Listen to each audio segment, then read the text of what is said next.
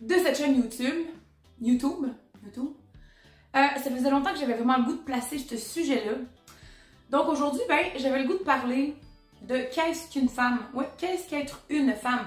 Être une femme avec tous ces standards de beauté, ces standards de comportement, ce qu'on doit faire, ce qu'on ne doit pas faire, ce qu'on doit porter, ce qu'on ne doit pas porter, ce qu'on peut dire, ce qu'on ne peut pas dire, ce qu'on peut penser, ce qu'on ne peut pas penser. Donc tout ça au travers de l'histoire et toutes les conséquences que ça peut avoir, que ça peut engendrer aujourd'hui.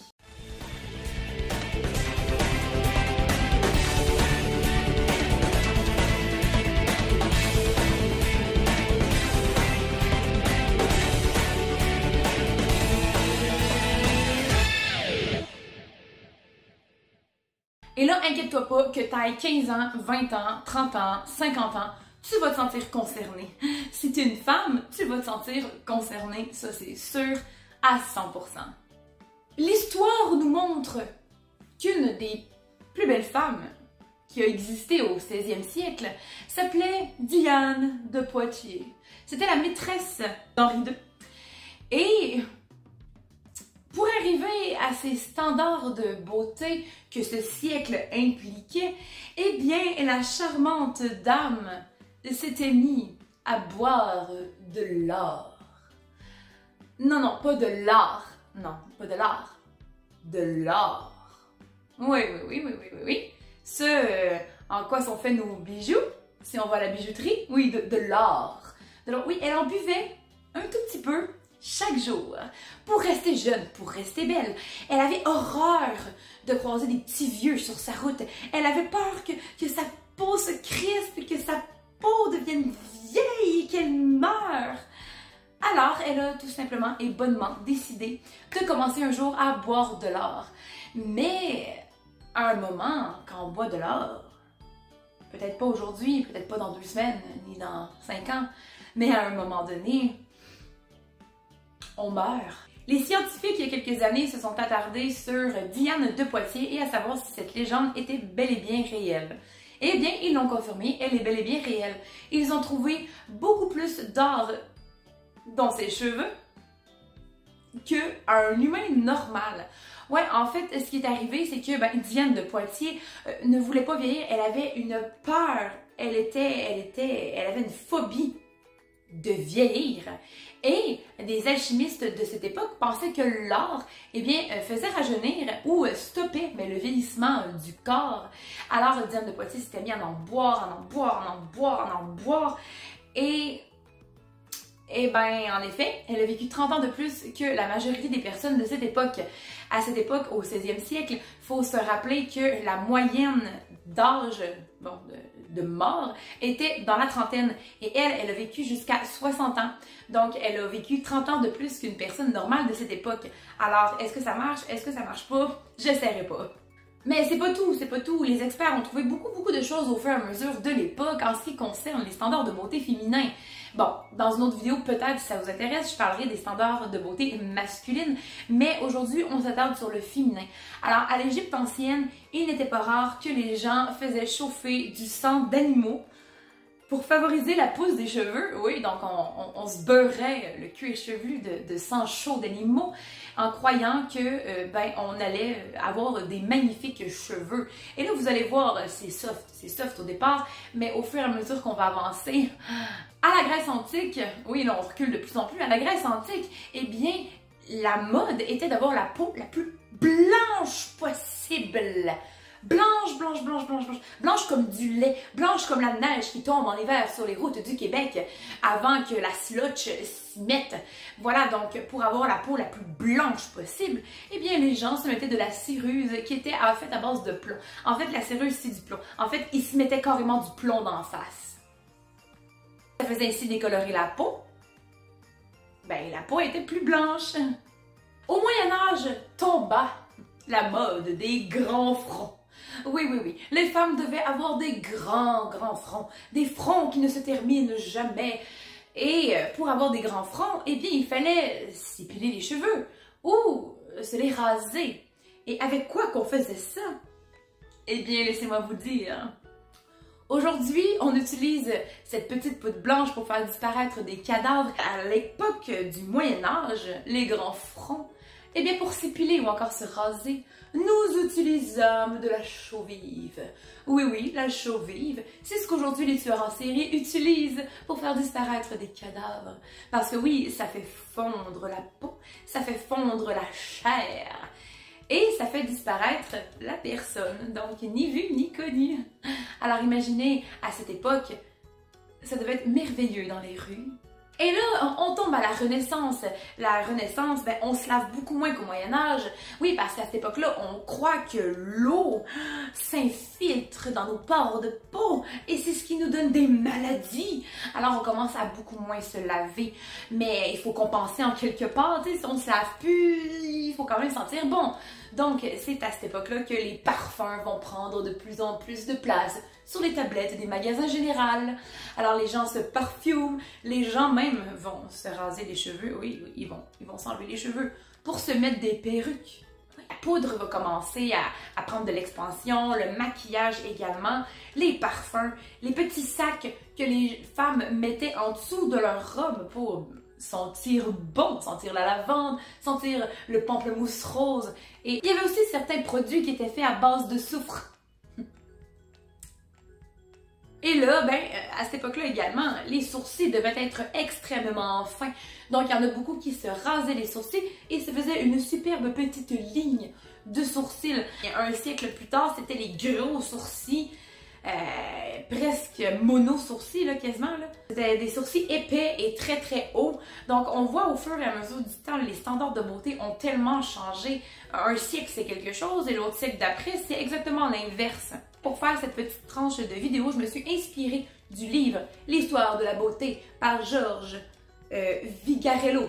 Donc, c'est un sociologue et un historien français qui a créé un livre, qui a écrit un livre et qui parle justement de la beauté au fur et à mesure de l'histoire. Et c'est très, très, très intéressant parce qu'au 16e siècle, la beauté, c'était exclusif à la femme. Quand on parlait de beauté, on s'imaginait immédiatement une femme. Là, dans les standards de beauté, il y avait une hiérarchie du corps de la femme. Au 16e siècle, on parlait beaucoup plus du haut du corps, donc à partir de la tête jusqu'à l'épaule. Il fallait que la femme ait un visage très symétrique, qu'elle ait peu d'expression, qu'elle paraisse mature, qu'elle paraisse pas trop concernée, qu'elle soit droite. Il ne fallait pas en aucun point voir le reste du corps. Il y avait toujours des longues robes, on ne voyait pas les formes, on se préoccupait vraiment plus du visage. Donc, des lèvres pas trop pulpeuses, de toutes petites lèvres, un regard très sérieux. Il fallait presque pas que la femme ait d'expression dans le visage. Alors qu'au 17e siècle, un siècle plus tard, eh bien, c'est exactement l'inverse. Il faut que la femme soit expressive, qu'elle soit joyeuse, qu'elle soit souriante, qu'elle soit bien aimable, qu'elle soit mature à la fois, mais qu'elle soit vivante. Parce qu'une femme vivante, eh bien, ça prouve que son mari l'entretient bien. Et c'est là que le corset va entrer dans l'histoire, parce que à cette époque, soit au 17e siècle, eh bien, les corsets deviennent de plus en plus à la mode. En effet, là, on va commencer à regarder un peu plus le buste. Donc, il faut que la femme ait une silhouette très fine ici. Alors, c'est pour ça que les femmes, la plupart du temps, eh bien, vont porter le corset pour justement affiner sa silhouette. Parce que les hommes, la beauté, eh bien, regardent cette partie du corps, donc des épaules jusqu'au bassin. Et là, un siècle plus tard, soit au 18e siècle, les femmes mettent en avant leurs hanches. Oui, parce que les hanches signifient qu'elles sont de bonnes génitrices. Ça signifie biologiquement qu'elles sont aptes à porter des enfants, qu'elles sont aptes à en avoir beaucoup d'enfants. Donc, plus la femme avait des hanches larges, plus les hommes inconsciemment faisaient elle, c'est un bon parti pour pouvoir porter mes 19 futurs enfants. C'était à ce moment, les hanches étaient décrites comme des formes maternelles, tout simplement. Au 19e siècle, les femmes commencent à s'habiller un peu plus provocantes, disons-le comme ça. Elles mettent en avant leurs hanches, leur bassin, mais leur poitrine, encore une fois, ces parties du corps-là sont dédiées à la maternité. Donc, plus la femme, elle a une grosse poitrine, plus elle a des hanches larges, eh bien, c'est encore mieux pour l'homme parce que ça veut dire qu'elle est apte à porter ses enfants. C'est exactement là, au 19e siècle, les femmes commencent à se maquiller avec un peu plus de couleurs vivantes. Elles commencent à s'affirmer en tant que femmes doucement mais sûrement.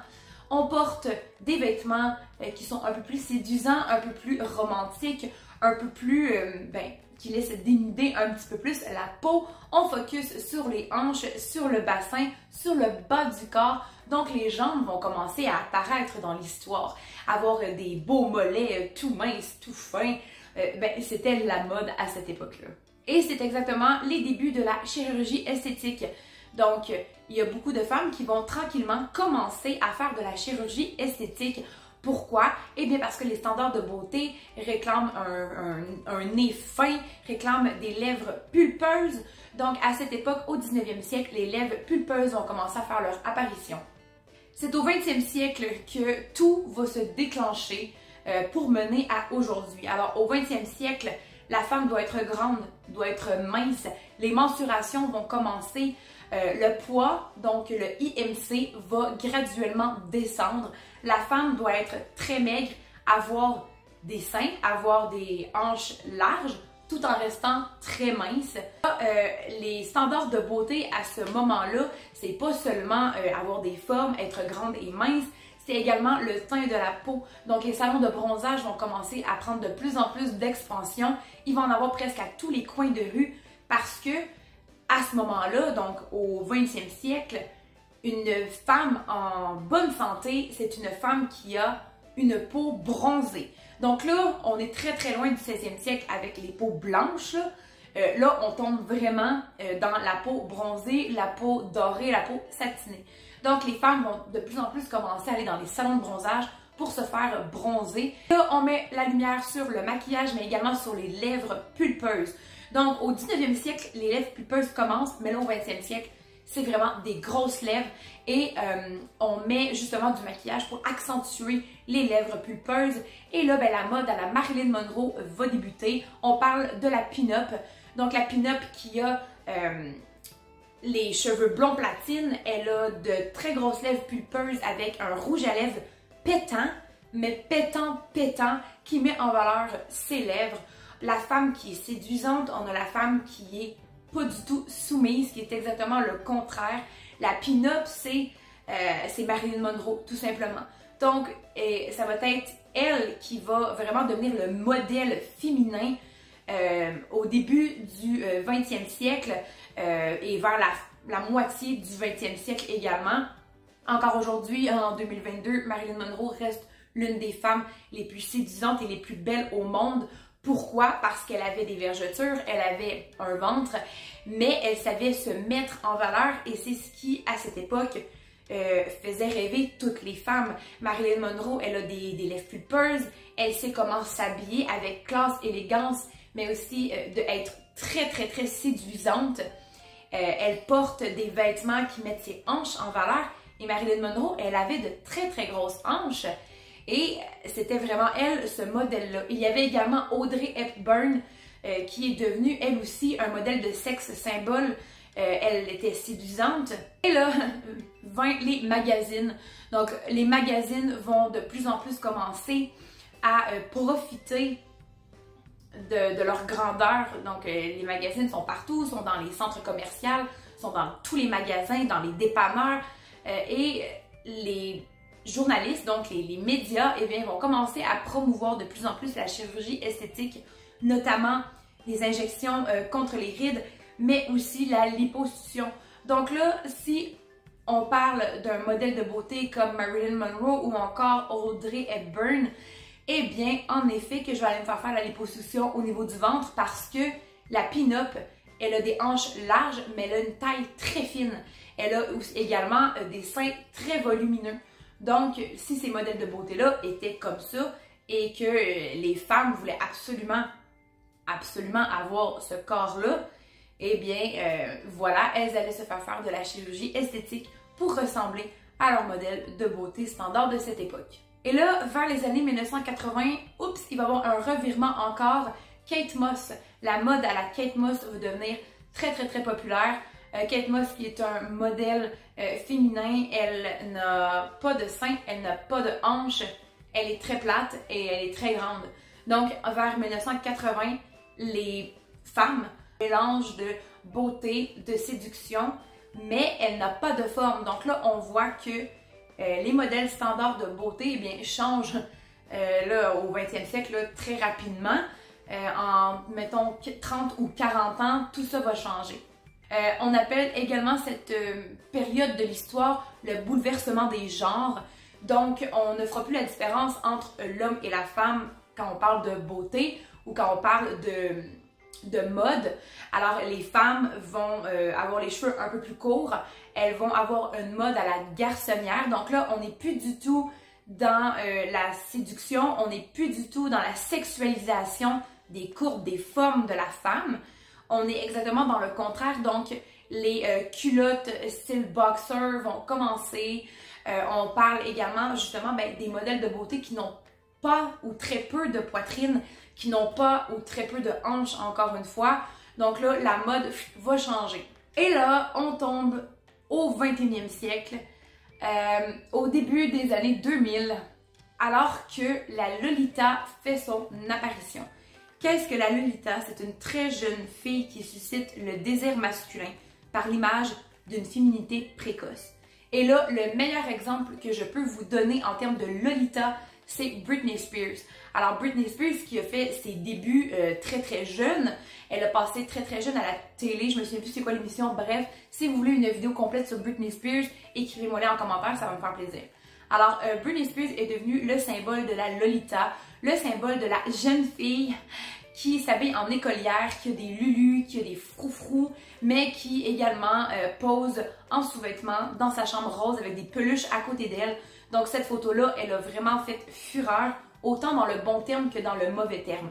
La plupart des petites filles vont commencer à prendre Britney Spears comme modèle, mais également Christina Aguilera, toutes ces jeunes femmes-là qui commencent leur carrière musicale tout de suite en se sexualisant. Bon, évidemment, ce n'est pas la faute de Britney Spears ni de Christina Aguilera si elles ont été sexualisées aussitôt dans leur métier. Mais très tôt, 14, 15, 16 ans, c'est déjà des moyens de revenus de sexualiser la jeune femme, la jeune fille. Et là, quand on parle de sexualisation, eh bien, on va parler de l'habillement, on va parler également du comportement. Dans les chansons de Britney Spears, les paroles, il y a toujours un double sens.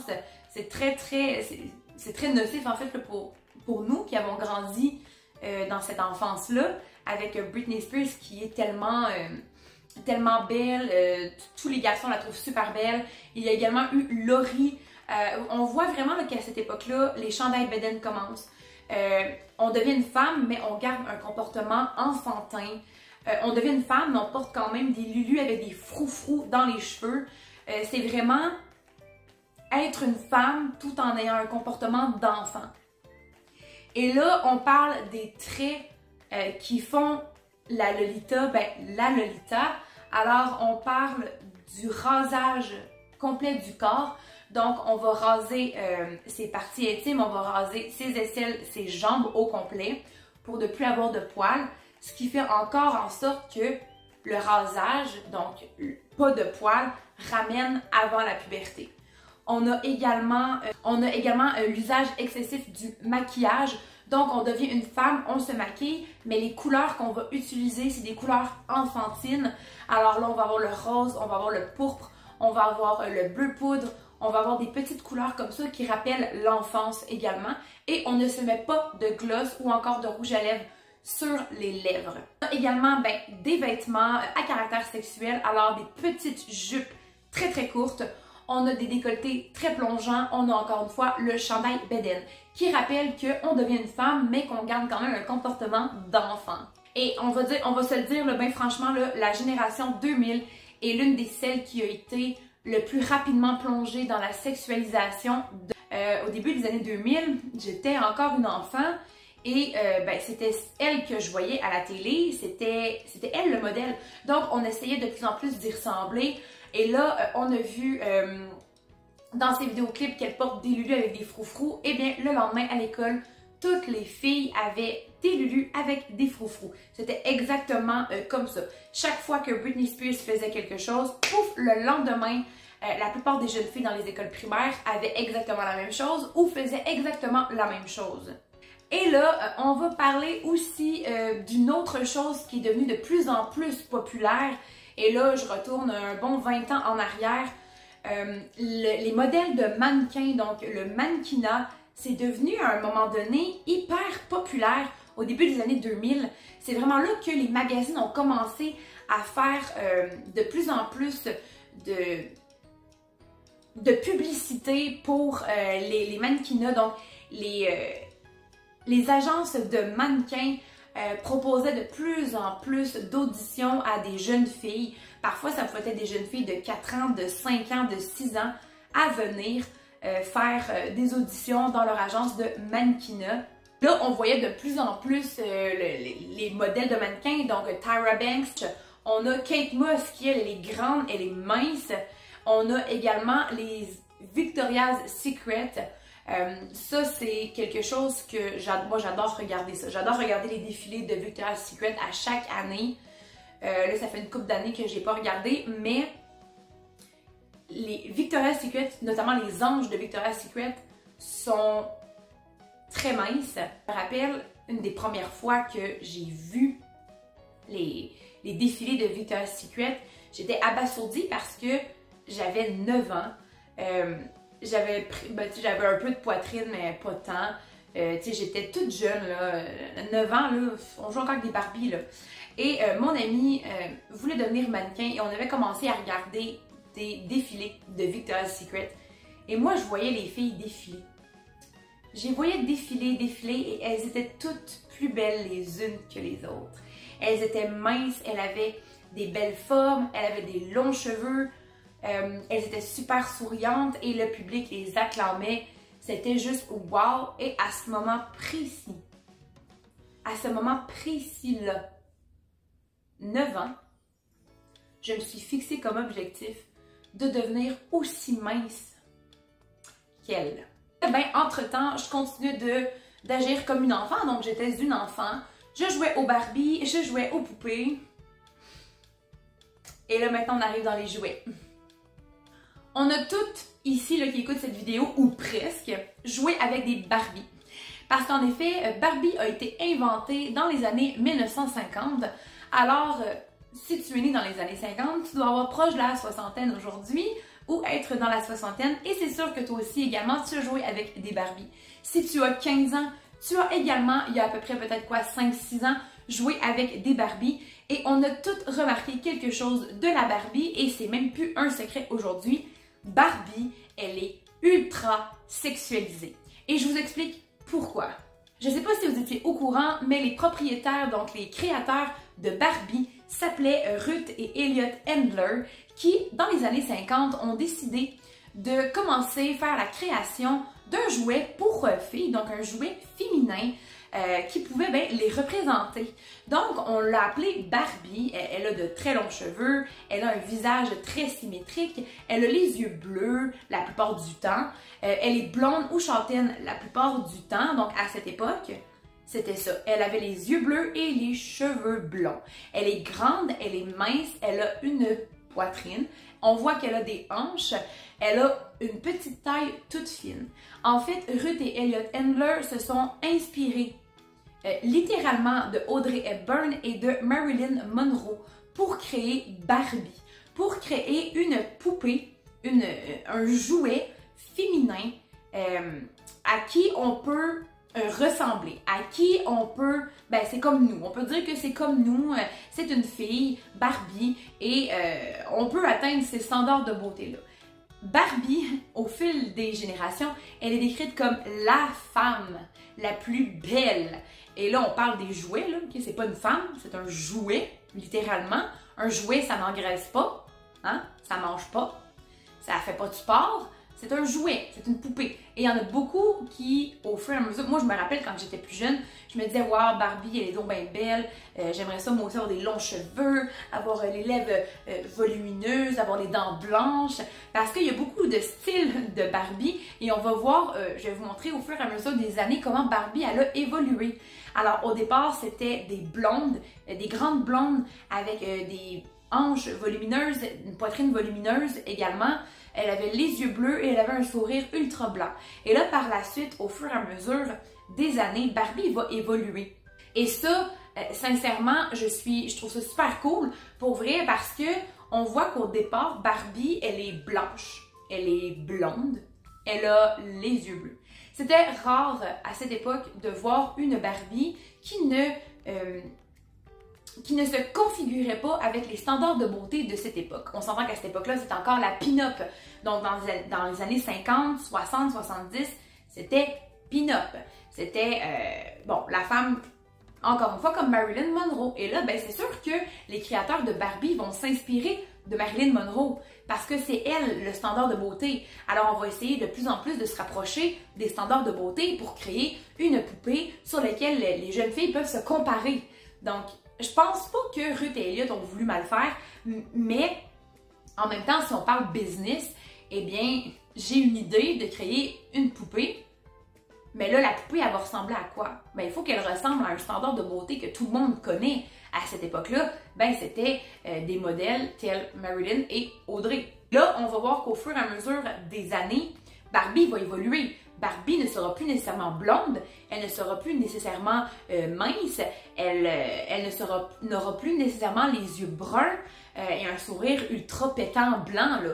Non, elle va vraiment évoluer en conséquence également de l'évolution des standards de beauté. Aujourd'hui, les standards de beauté ont différentes couleurs, ont différentes tailles, ont différentes formes. En effet, il reste beaucoup de travail à faire là-dessus, mais ça s'en vient tranquillement. Là, ben, vient le moment fatidique où je vous parle de mes débuts quand j'étais plus jeune. Encore une fois, je me suis acheté, ma mère m'avait acheté plein de Barbie et j'aimais ça jouer aux Barbie parce que c'est comme tu peux créer une vie, la vie que tu aimerais avoir à tes Barbies. Et en même temps, ben, elles sont si belles, elles sont si fines, elles sont toutes petites et tout. Et à 9 ans, ben, je joue encore avec des Barbies, puis le temps a passé. Et j'ai commencé de plus en plus à me préoccuper de mon poids, de ce que j'avais l'air, en effet. Donc, plus jeune, je me suis fait des mèches blondes. Tu sais, c'est pas ma couleur, là. Je veux dire, ma couleur, c'est châtain très foncé, là. Donc, j'ai essayé vraiment comme tranquillement de me changer. Et à un moment, j'en suis venue à avoir les cheveux blonds carrément. Parce que blond, c'est la beauté. Blond, c'est séduisant. Blond, c'est un modèle, un standard de beauté qui ne se ternira jamais. Comme quand on parle des formes, ben on voit là, je vous ai montré qu'au fur et à mesure des siècles, même des décennies, il y a eu un très gros changement en ce qui concerne la mode des formes.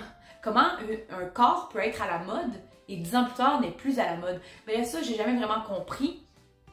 Parce que je veux dire, t'es né avec ça, tu es né avec une forte poitrine, avec des fortes hanches. Ah, ben là, en 1950, t'es super à la mode, mais 10 ans plus tard, là, non, c'est rendu les femmes qui n'ont pas de forme. Donc, à un moment, ton corps est à la mode et l'autre moment, ton corps n'est plus à la mode.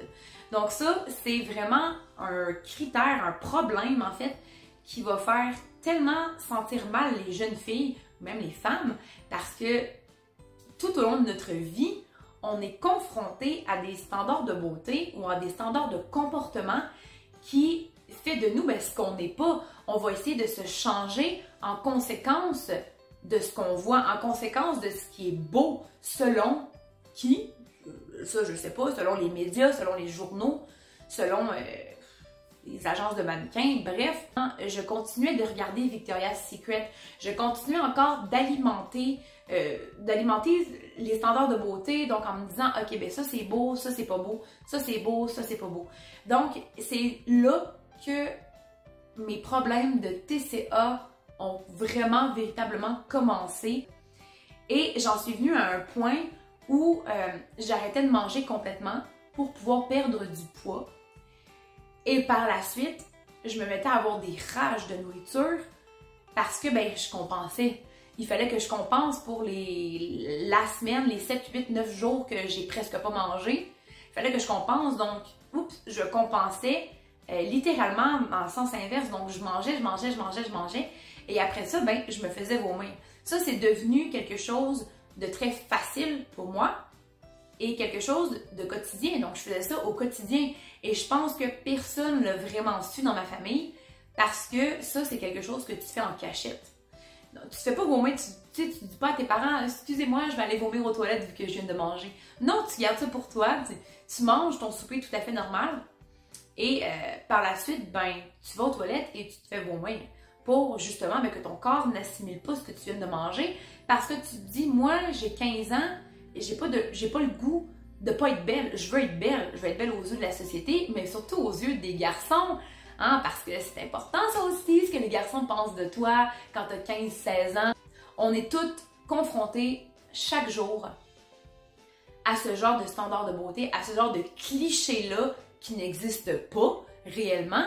Hein? Parce que même Miss Univers, on voit qu'au fur et à mesure des années, elle change. Hein? À un moment donné, elle est blonde, à un moment donné, elle est brune, à un moment donné, elle n'a pas bien de seins, à un moment donné, elle a des seins. Donc, à un moment donné, on est mélangé. On ne sait plus quoi faire, on ne sait plus où se donner de la tête, on est fucké ben raide. Donc, c'est ça qui fait que, ben, j'ai développé ces troubles-là. Et au début, je me disais, ben, tu sais, je vais faire un petit peu, puis après ça, quand je vais avoir atteint le poids que je veux, ben, je vais arrêter. Mais finalement, c'est quelque chose de récurrent, ça n'arrête pas. Ça n'arrête pas. Et au début, tu n'es pas vraiment conscient que tu as ce problème-là, donc que tu arrêtes de manger pour perdre du poids, et qu'un coup que tu as perdu du poids, ben là, tu te remets à manger. Donc, la balance, elle joue tout le temps, tout le temps, tout le temps. Et ça a été comme ça pendant des années. Et encore aujourd'hui, c'est comme ça. Encore aujourd'hui, on dirait que mon corps a gardé en mémoire tout ce qui est arrivé pendant ces années-là, tout ce que j'ai fait pendant ces années-là. Et encore aujourd'hui, c'est plus fort que moi. Mon corps, parfois, ne supporte plus la nourriture. Donc, je dois arrêter de manger. Et après ça, eh bien, il va y avoir le compensatoire. Donc, je vais me remettre à manger.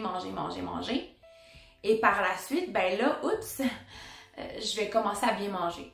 Donc, c'est ce qu'on appelle l'anorexie orthorexique boulimie.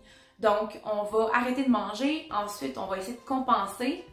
Full manger. Et après ça, on va se sentir tellement mal d'avoir mangé qu'on va réarrêter de manger quelques jours. Puis, après ça, on va se remettre à bien manger. Donc, on va calculer toutes les portions qu'on prend. Et je me suis même acheté une balance à nourriture parce que je m'étais mis à calculer toutes les calories de chaque repas. Le matin, la collation, le dîner, la collation, le souper. Donc, je calculais toutes les portions, je ne mangeais plus de viande rouge, écoute, il y a beaucoup de choses que j'ai arrêté de manger. Je voyais un morceau de pizza puis j'avais mal au cœur parce que ça me répugnait. Et c'est ce qui arrive, c'est juste après la boulimie, au moment où je mange pour compenser le fait que j'ai pas mangé pendant une semaine. Alors là, la malbouffe me dégoûte complètement. Les hamburgers, les hot dogs, les pizzas, ça m'écœure. Et à un moment, ben là, c'est toujours comme ça. Donc ça retombe encore. Et c'est un combat à long terme parce que aujourd'hui j'ai 28 ans, j'ai bientôt 29 ans. Et j'ai encore ce trouble-là. Et c'est inconscient parce que ben on dirait que le corps a gardé en mémoire tout ce qui est arrivé et là, ben, ça s'est comme formé comme ça. Donc, c'est vraiment ces standards de beauté-là qui fait que autant de femmes ont recours à Photoshop, ont recours à la saturation des photos pour voir le moins possible je sais pas moi, l'acné, les boutons ou encore, bon bref, tout ça. La chirurgie esthétique et en même temps, ben, boostée par des annonces, des séries qu'on voit. Moi, je regardais beaucoup de défilés de mode, donc boostée par tout ça, bien inconsciemment, c'est devenu comme normal pour moi de vouloir atteindre 100 livres mouillés, alors que mon IMC, c'est pas du tout 100 livres. J'ai vraiment voulu faire cette vidéo-là pour sensibiliser, pour, écoutez, faites partager la vidéo le plus possible si vous voulez.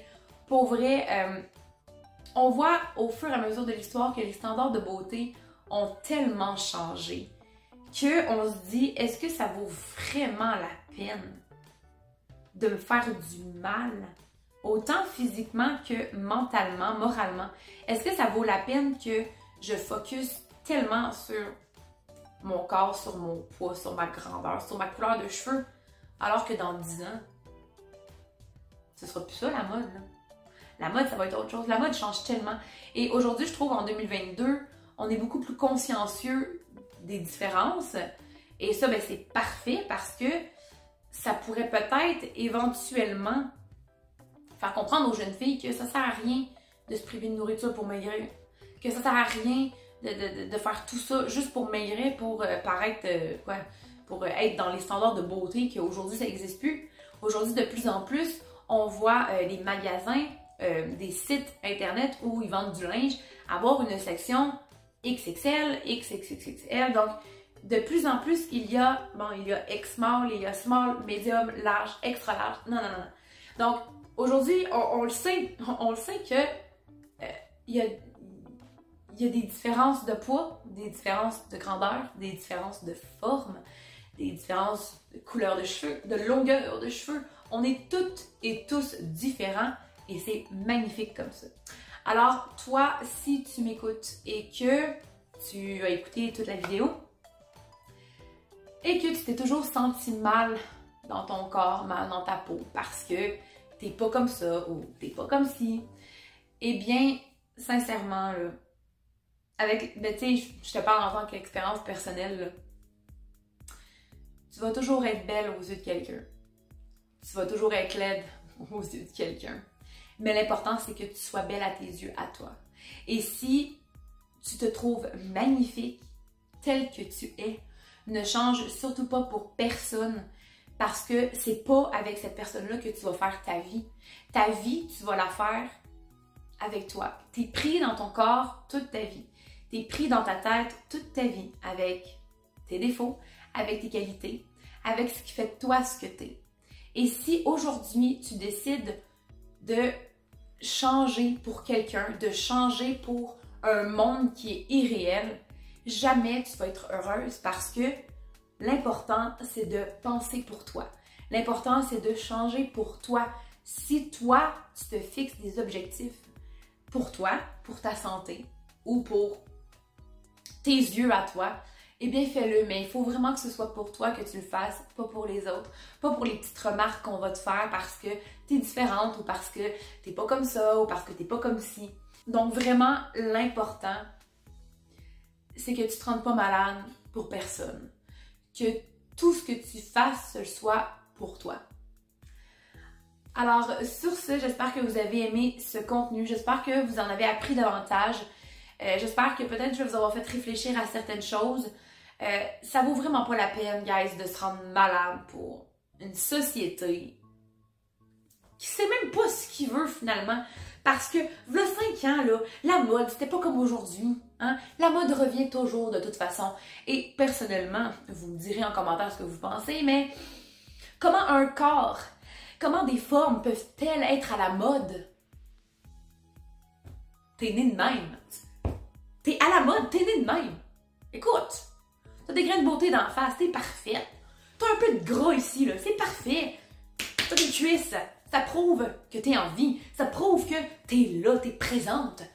Donc, le gras que t'as là, puis là, puis dans ton... Puis là, ben, ça prouve que t'es là. Ça prouve que t'existes, que tu manges, que tu profites de la vie. Donc, continue donc de profiter de la vie, évidemment, tout en prenant soin de ta santé. Parce que ça, c'est très, très, très important. La santé passe avant tout le reste. Sur ce, eh bien, on se retrouve pour une prochaine vidéo. Je sais pas quand. No stress. C'est ça. Fait que là, moi, il faut que j'y aille. Hein?